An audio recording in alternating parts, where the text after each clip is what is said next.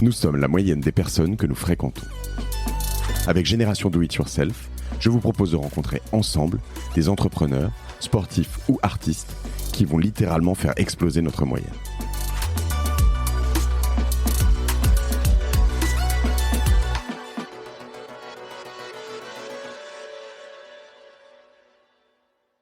Il y a beaucoup de choses à réinventer et moi j'aimerais beaucoup qu'on puisse embarquer avec nous les grands influenceurs de ce monde, tu vois.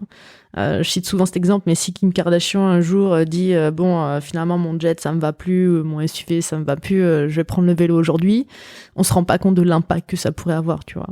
De se dire que finalement il y a vraiment ces images de c'est pas réussir sa vie, mais c'est vraiment réussir dans sa vie aujourd'hui, c'est avoir la plus grosse maison possible, avoir la plus grosse voiture possible, pouvoir partir en jet partout et tout.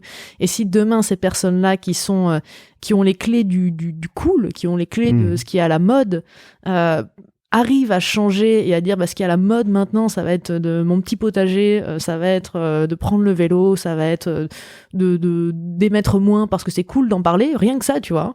Ça changerait incroyablement. Donc moi, je suis vraiment pour qu'on intègre au maximum les gens, même ceux qui ont déjà une empreinte carbone de l'état du Gabon, comme c'est certainement le cas pour les Kardashians, et que ça change.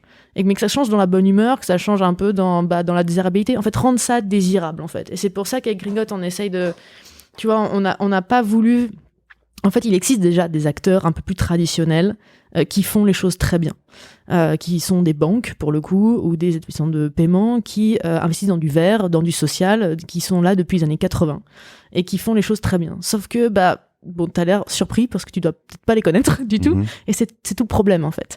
Parce que quelquefois, t'as un côté où il y a un groupe de personnes qui fait les choses bien, qui sait qu'elle fait les choses bien, mais qui a pas forcément envie de s'ouvrir parce que les autres font mal, on va pas les intégrer et tout, nous on est des puristes et tout.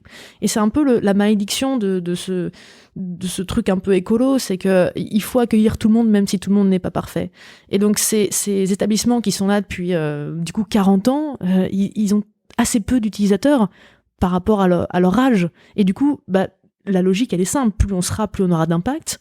Eux, ils ont un bel impact, mais ils sont très peu. Donc finalement, ils auront le même résultat que nous au niveau du climat. On n'a pas notre petit espace d'atmosphère personnelle au-dessus de nos têtes et on peut s'en sortir comme ça. Non, donc... nous, on est beaucoup justement dans la communication, de les réseaux sociaux parce qu'on a envie d'embarquer un maximum de monde. Et aujourd'hui, embarquer un maximum de monde, c'est pas juste proposer quelque chose qui est vert, qui arrête de financer carboné, qui réoriente vers du vert, mais c'est aussi proposer une appli qui soit simple, jolie, design, pratique, d'avoir tous les avantages des néobanques comme Revolut et N26, donc avoir 0% de frais dans les autres currencies, d'avoir pouvoir débloquer ta carte depuis ton app, d'avoir tes notifications instantanées, d'avoir un customer care, enfin un support client qui soit là et qui soit sympa. Tu vois, genre juste... Tu l'as déjà tout ça ? J'ai déjà tout ce que je t'ai cité, oui. Ouais. Et donc c'est juste qu'on a envie d'être juste dans la bonne humeur. Il faut un peu se détacher de cette image d'écolo un peu renfrogné qui va juste râler et dire que c'est nul et qu'on est foutu. Je pense qu'on a vraiment quelque chose à faire. Je pense qu'on peut rapidement avoir un impact. Et encore une fois, si demain on arrête nos émissions de CO2 à l'échelle mondiale, l'impact sera visible très rapidement. Et on peut encore sauver pas mal de meubles.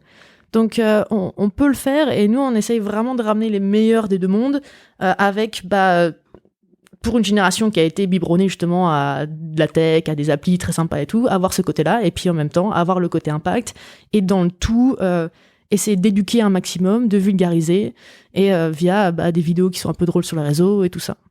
Et c'est pour ça que ça marche aussi bien aujourd'hui, tu vois. Tu disais qu'une néobanque, ça coûtait très cher sur la structure, mais aussi surtout sur le marketing. Par exemple, nous, on a mis 0 en marketing, en com. Genre, notre coût d'acquisition actuellement, il est de 0. Il est nul. Pourquoi ? Parce que ça fait 2 ans qu'on travaille là-dessus. Donc, on avait plus de 20 000 personnes sur la liste d'attente qui avaient laissé leur mail, leurs coordonnées parce qu'ils étaient intéressés à ouvrir un compte. Et si bien qu'on a fait un pré-lancement, du coup, il y a 1 mois et demi, qu'on n'a pas pu ouvrir à toutes ces personnes de la liste d'attente parce que ces personnes étaient tellement enthousiastes et je me sens tellement heureuse d'avoir ces personnes autour de moi que on savait qu'on allait se prendre peut-être, 5000 personnes en une journée, et qu'avec la taille qu'on a de l'équipe, au niveau du service client qu'on veut irréprochable, au niveau aussi de la conformité bancaire, de la compliance pour vérifier que ce sont pas des terroristes, que tu finances pas du terrorisme ou blanchiment et tout, c'était pas possible. Du coup, on a mis en place des codes, un système de code secret où tu devais être préinscrit et avoir un petit code pour pouvoir débloquer en fait l'ouverture du compte. Et alors, pour la petite anecdote, je fais un appel avec celui qui gère le marketing avec moi. À 8h30, on ouvrait à 9h01, comme les séries Netflix, c'est fun. Et on avait donné un peu moins de 1000 codes pour ce jour-là. Et Clément commence à me dire, Maud, Andrea, je pense que d'ici 15h, il n'y aura plus de code. Et moi, je suis là, Clément, franchement, il faut pas que tu sois déçu et tout. Si déjà dans 2 jours, il n'y a plus de code, franchement, c'est ouf, quoi. En 9h01, on ouvre, 9h02, plus de code. Voilà, donc 2000 tentatives de code en 1 minute, des personnes... On a une personne qui a tenté, qui est restée 50 minutes sur l'application, qui a tenté 40 codes, qui a mis tous les hashtags que j'avais mis dans nos publications, en disant c'est peut-être un code, c'est peut-être un code, c'est peut-être un code. On a des gens qui ont extrait le code de notre site internet pour faire un screening pour voir où étaient les codes, parce qu'on les avait cachés évidemment.